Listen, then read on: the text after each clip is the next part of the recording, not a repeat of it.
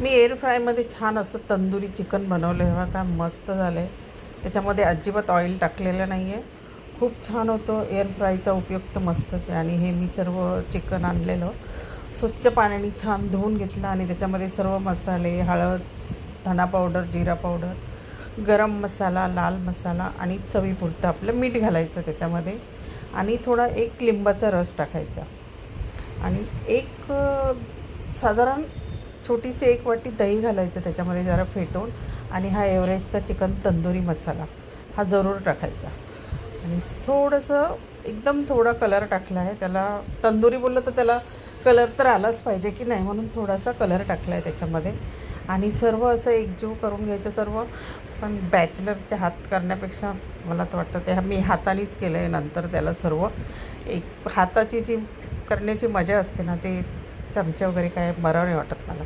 तर हे बघा सर्व असं त्याला मी मॅरिनेट करून ठेवलं आहे.